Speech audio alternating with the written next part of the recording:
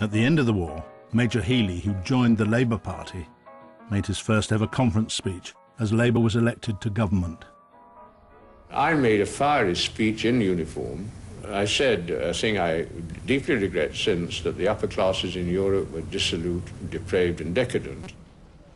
Healy was congratulated by a fellow delegate for his wonderful gift for vituperation.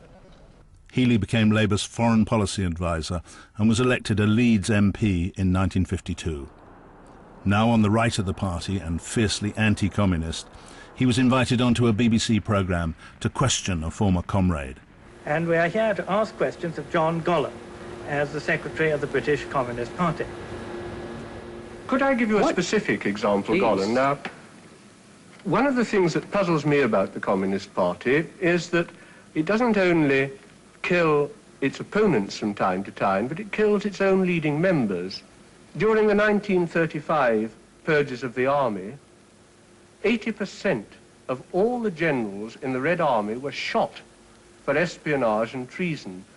Now, this was stated by the Russian leaders. Which Russian leader stated this? This was published in Pravda, my dear chap. I'm afraid not, my dear Certainly. chap. Burn the bomb! Burn the bomb! In the mid-50s, the growth of the Ban the Bomb campaign fueled a new struggle for the soul of the Labour Party.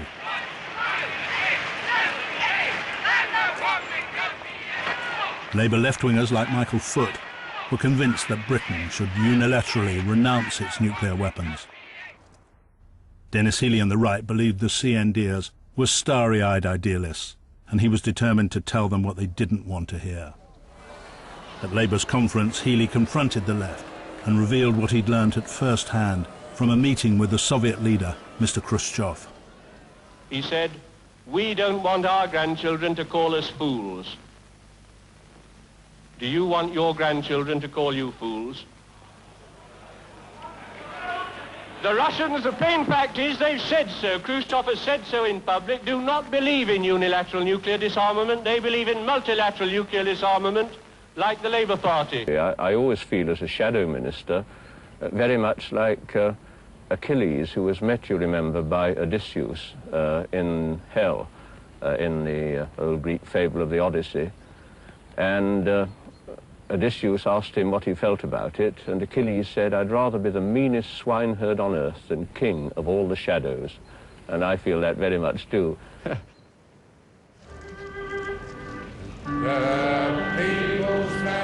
But King Harold and all his shadows were now split down the middle over Europe.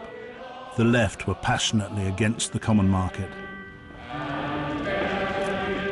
and the right were passionately pro.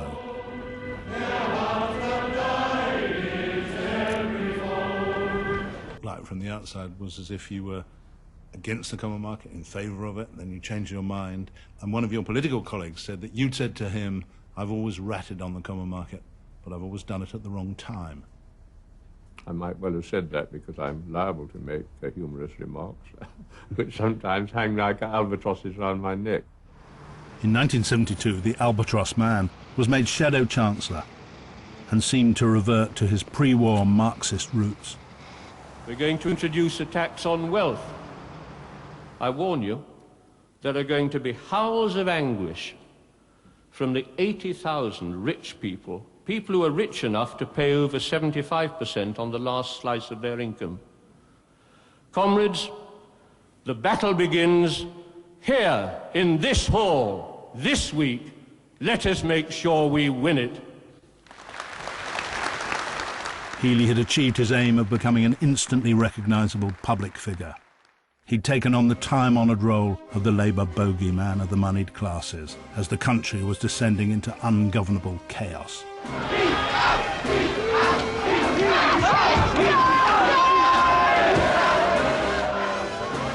The miners had gone on strike as oil prices soared. There was a major fuel crisis which led to blackouts as Heath imposed a 3-day week on the country to save energy. In February '74, Heath called a snap general election and lost.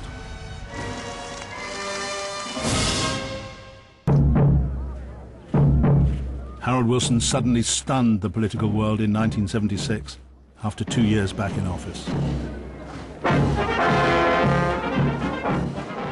With inflation ballooning as wages and prices rose by an unprecedented 30%, Wilson announced that he was resigning and Labour MPs would elect a new Prime Minister. As Chancellor, Healey should have been one of the top favourites for the job, but the leadership election had come at the worst possible time for him because of a fight in the night. He'd lost his temper in the Commons in a blazing row with left-wing MPs. I was up in the press gallery, and the Labour left had revolted. Dennis was abusing them, and they were abusing Dennis. Dennis had this amazingly combative temperament, you know. Who else is in the bar? I'll take you all on in one go. I think what happened is that one of them cast doubt on my fraternity, so I praised his virility, but it got into the press, this exchange of compliments. What actually happened was that the left-wing MPs called Healey a Stalinist bastard, and Healey yelled at them, "You F-worders, you're out of your tiny Chinese minds." You had some very harsh words for your party's left wing last week and were in turn called a barroom brawler. Doesn't all this damage your chances a great deal with the left? Well, we have a very turbulent and boisterous love life in the Labour Party, you know, and these hard words get exchanged from time to time, and the bruises wear off quite quickly.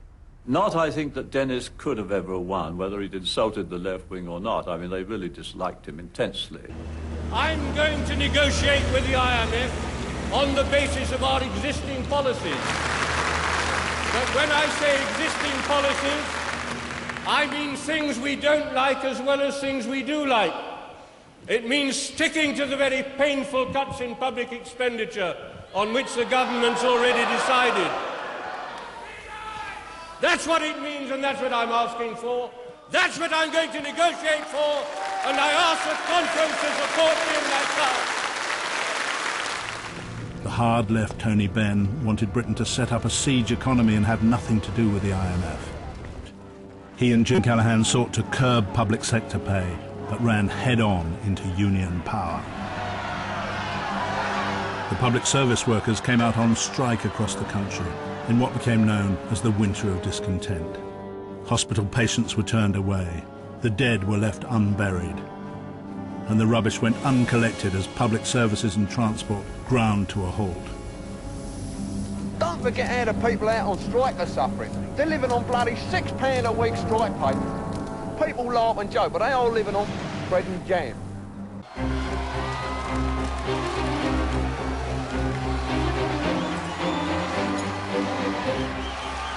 The first woman Prime Minister moved into number 10 just after Denis Healey's piano had been carried out of number 11. The outgoing Mr. Denis Healey was making what he considered a temporary departure from number 11. Oh, yes, but I know we'll be back. Did it occur to you then how long Labour was going to be out of office? No, it didn't. I think the striking thing really is that if you look back on my life as an active Labour politician from 1945, it's now nearly 45 years, and 20 of those 45 years have been wasted by the Labour Party in fighting itself rather than fighting the Conservatives. With Labour in opposition, the party reverted to its default setting of internecine warfare. In the vanguard of the new battle was Tony Benn, the smiley-faced leader of the hard left. He claimed that ordinary party members had been systematically betrayed by Denis Healey and his fellow Labour right-wingers. They have nothing to offer. And if you want to know what the real unwritten news story of the last few years is, it is that the right wing of the Labour Party are bankrupt. Leading right-wingers like Shirley Williams and Dr. David Owen were threatening to break away and set up a new party if Benn came out on top. They hoped that when Jim Callaghan threw in the towel and resigned as leader in 1980, his successor would be Denis Healey. Healey began the leadership election, in which only MPs could vote, as the favourite. I think it'll go well. Do you think it'll be close? I've no idea. I was the man most likely to win, unless the left could agree on a single candidate against me. Benn had made a tactical decision to bide his time and not stand for the leadership. Instead, Michael Foot, Labour's old romantic, became the left's prime candidate. But the Bennites saw Foot as a short-lived caretaker as they launched a concerted campaign. They aimed to shift power to the grassroots and make right-wingers feel less than welcome in the party. A lot of people in our movement really are frightened now. It's not easy to go along and be bawled down and shouted at and abused and intimidated and told you're just a bloody Tory. It's not easy, and a lot of people in our movement are having to run that gauntlet day after day. They know, and I know too. Healey's low-profile strategy was to do him no good, and he lost to Michael Foot. The defeat of Denis Healey was rather easier than any of us anticipated. He simply wouldn't invest the time and the tolerance of fools enough to win enough votes to win against Michael. Oh, I'm disappointed, but I shall go on working for the party, and I hope as deputy leader. The left had always wanted to stop Healey, and they were very powerful. I made a lot of enemies as Chancellor because I had to do such unpleasant things. Thank you. Thank you. Good night. Good night. But Tony Benn and other hard-left activists like Ken Livingstone worked on a secret plan to promote Benn's leadership ambitions by first taking on Denis Healey. At 3 in the morning at Westminster, Benn revealed he would be standing against Healey for the deputy leadership under new rules which now shared the vote between MPs, party members and the unions. Denis Healey realised the new rules favoured Benn, and he had to take him on in a campaign of meetings across the country. He wanted to counter the key accusation that Tony Benn was making on the stump. Benn claimed that Healey, his ex-cabinet colleague, and other right-wing ministers were the guilty men in past Labour governments. We would be mad if we didn't recognise that the last 5 Labour governments, when it came to the crunch, were they really going to implement the manifesto and defend the interests of those who elected them, or to capitulate to the forces of capital, I'm afraid, on certain key questions, withdrew under the pressure from the bankers, the common market, multinationals, and the Americans. And that's what the cuts since '76 were about from the IMF, and that's what led to the winter of discontent. That's what led ultimately to the disenchantment.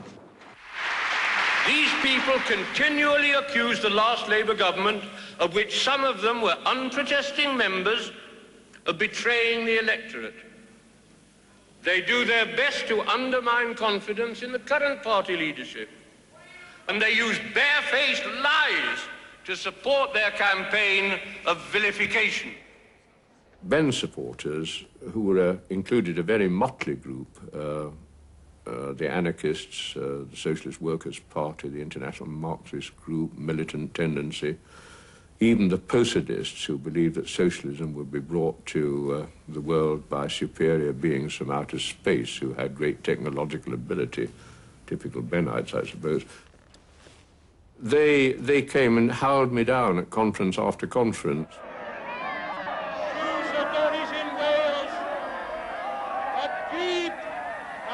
Swelling anger against the fact that 150,000 men and women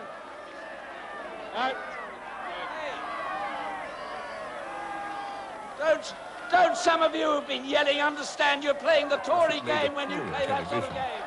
Made very good television. It made good television from the television journalist's point of view, but it turned people off the party. And I found it very difficult to understand how Tony, who had done nothing whatever to discourage this behaviour, could describe that sort of election as a healing process. I'm in favour, very briefly, I'm in favour of free speech. But first of all, Tony is not telling the truth, and he knows it. He mustn't tell lies, because he knows that to be untrue. You've been saying it for months. After 6 months of the most bitterly divisive internal election in Labour's history, delegates to the annual conference waited tensely for the result. Among them was Neil Kinnock, who'd organised a number of his fellow left-wing MPs to abstain from voting in protest against the hard-left Benn. When those results were coming in, I thought, I wish I'd voted for Healey. Why have I inflicted this lack of certainty on myself, because I knew it was extremely close. It turned out to be closer than anybody could imagine. Chairman, comrades, Danny Mangum, Dyers Bleachers Textile Workers, Chief Teller. The final decision, and the votes have been counted 3 times. Tony Benn, 49.574. Dennis Healey, 50.426.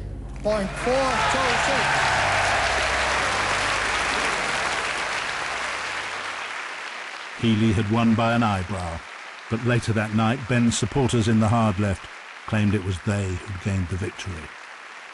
3 years ago, Dennis Healey was the next leader of the Labour Party, the next Labour Prime Minister.